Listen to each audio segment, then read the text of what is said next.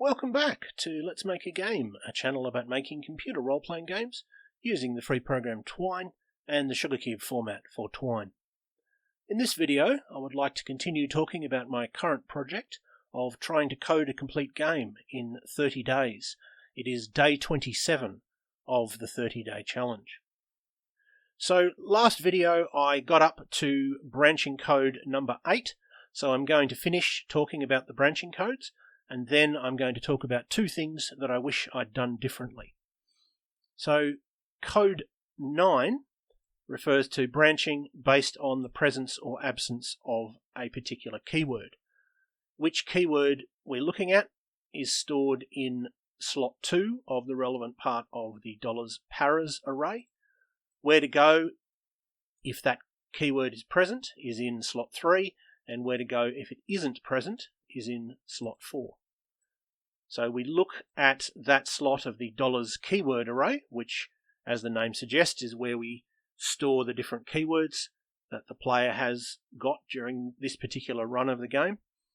If the keyword that we are looking at is present, which means if that slot is equal to 1, then we set $current, the current paragraph, to the value in slot 3 of the relevant part of paras.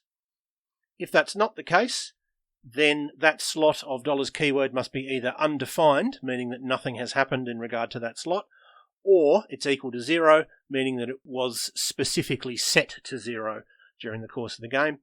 Either way, we set current to equal the value in slot 4 of the relevant part of paras. And then, as we often do, we include display and branching, meaning that we go to the top of the page and sort of start again from the new paragraph. 10 and 11 are very similar. 10 tells you you have lost, 11 tells you you have won, and either one ends the game. There's only one paragraph that tells you that you have won. There's no inherent reason why the code couldn't have more than one successful ending, but I just happen not to have wanted one. There are several endings where you lose.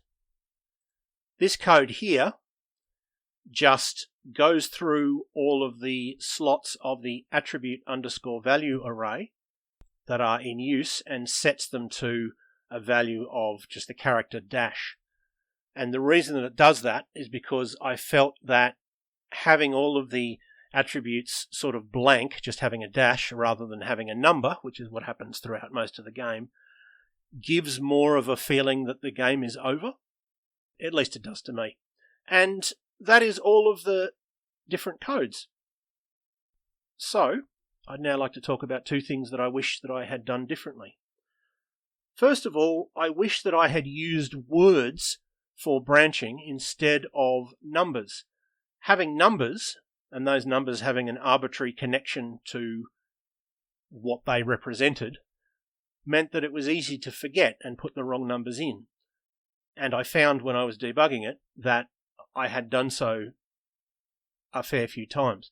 So what I would have liked to have done is have little descriptive words. So for example, instead of using 1, I would have perhaps used CONT, something like that. Instead of using 2, I might have used choice. Instead of using 3, I might have used roll, and so on. I think that would have been easier to remember, and although obviously it would take a little bit more time to type in, I think it would have saved me time in the debugging phase. The other thing that I wish I'd done differently is I wish that I'd realized how long it would take to debug the game. I finished the story, and then I finished turning the story into code, and I more or less felt like I was finished.